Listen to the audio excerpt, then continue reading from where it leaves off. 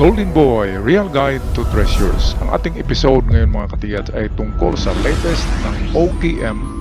Ito ang dinisenyo nila na maliit, napakagaan at napakadaling gamitin at medyo mura lang ito kumpara sa mga nauuna nila na naimbintong gold scanner for treasure hunting. Bago tayo magpatuloy, ako'y mag-shoutout muna. Alright, shoutout tayo kina Peps Gilmar, kay Ernesto Manalo, shoutout din kina Elias Pinalcan Bubud, Joselito Kahadi, Frede Soriano, Glenn Mario, kay Raul Tangia, Diego Gabrines, Joy Navarro, Joan Delmar, LGB Misor, shoutout din kay na Hyacinth Ocfimia, George Dalton Napi, Danny Flores, Michael Amit, Jane Sirinio, Ira, kay Renante Calao, Pango Sylvester, Negorti Hunter.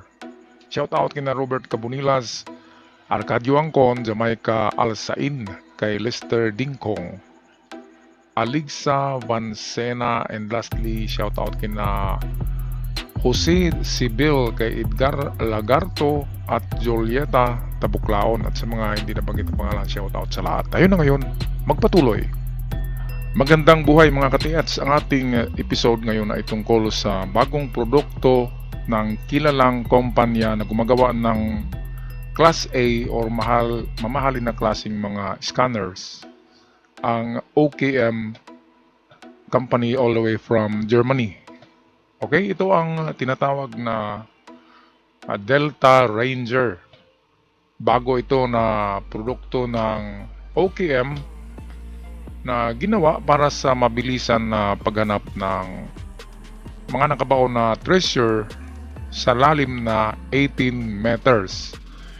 Ibig sabihin, yung mga nauna na OKM scanners katulad ng AXP 6000, yung Gepard, ay nakapag-detect yun ng 40 meters deep, pero ang presyo noon ay nasa 2 million pesos. Ito naman ay more than half a million lamang. Ang kanyang halaga ay 830,000 pesos. At ito'y nabibili ngayon, nasa stock ng tindahan sa Cavite, ang ating tindahan na suki, ang Bourbon Electronica.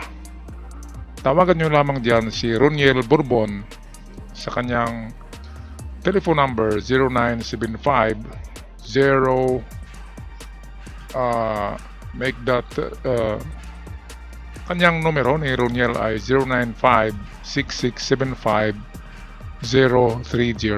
Huwag kalimutan ilista ang kanilang mga cellphone number at banggitin nyo ako ang nag-recommend para meron kayong counting discount.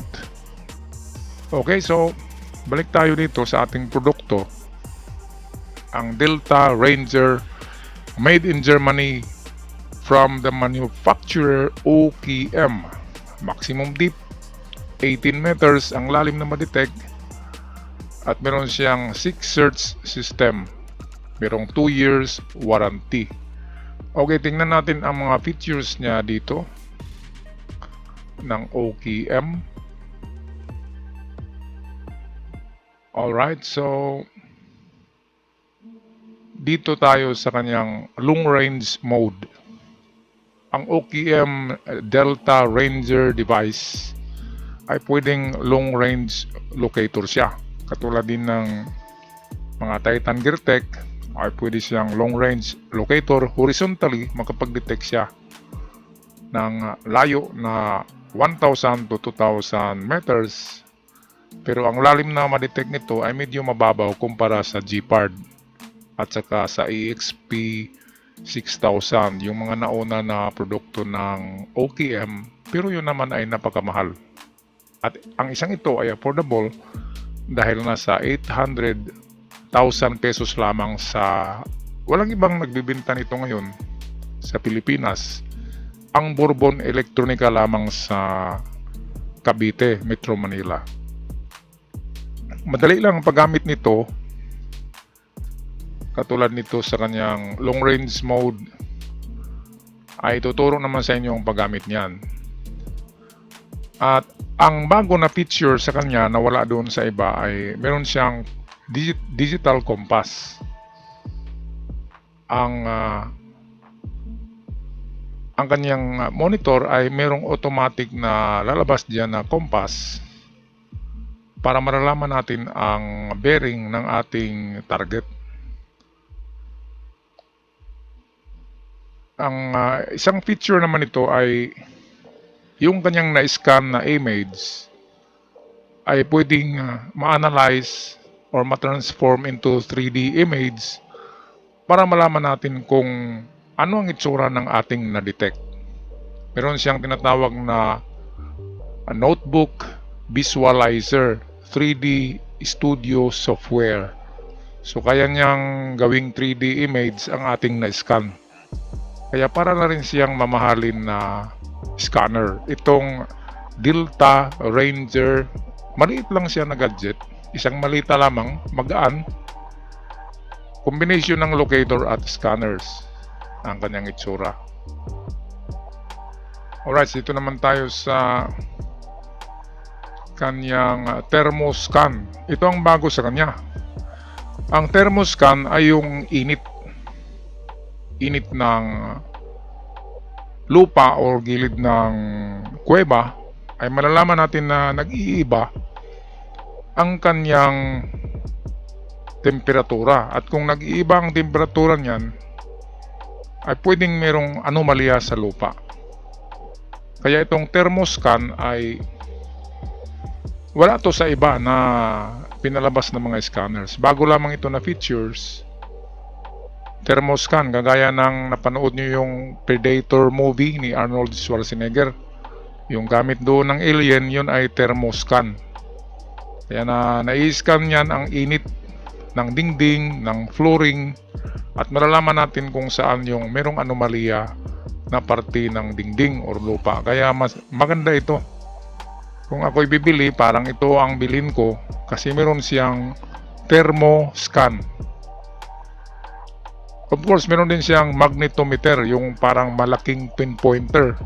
Yung pinopoint mo sa lupa, ang pinpointer, at ma-pinpoint niya ang target. Kung metal man yan o at mayroon din itong tinatawag na thermostream. Ang thermostream naman ay makikita natin sa kanyang monitor ang init.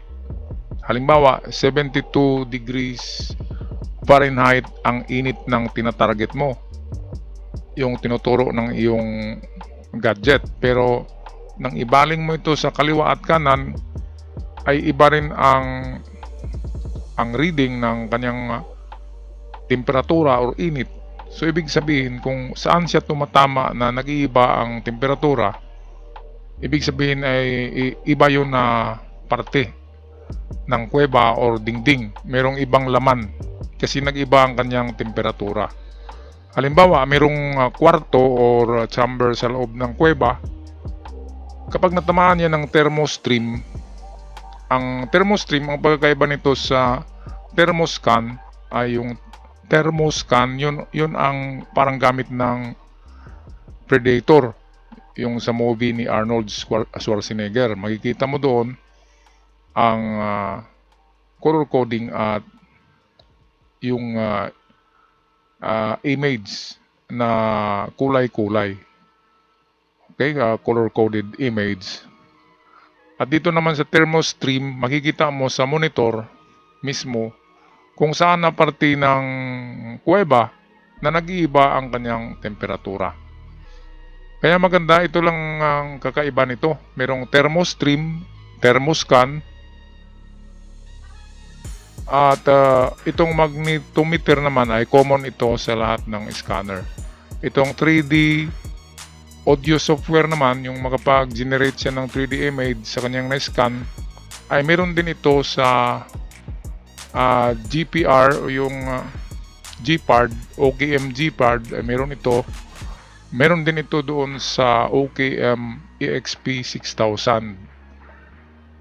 Ang pagkakaiba lang nito doon sa dalawa na nauna na mas mahal, ito ay mura, hindi umabot ng 1 million.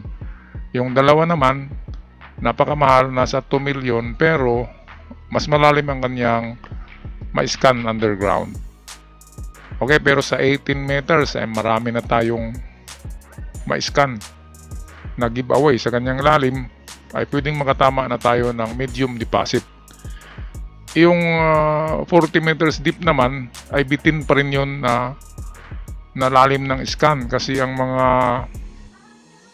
treasure bunker, itong mga treasure vault ng Emperor ay nasa 60 meters mahigit underground ang lalim niyan. Kaya hindi pa rin siya maaabot kahit ng EXP 6000 na brand or yung G-Pard ng OKM, ay hindi pa rin yun makakaabot. Kaya okay na ito, 18 meters. Dito makahits na tayo. Mahits na natin yung mga medium deposit. Okay, so hanggang dito lang ako mga ka-TH.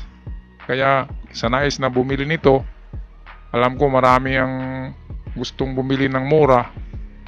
At ang importante, ito ay made from OKM Germany. Okay, tawag lang kayo. Muli, narito ang numero nila Roniel Bourbon, 097566-75030. Yan ang kay Roniel.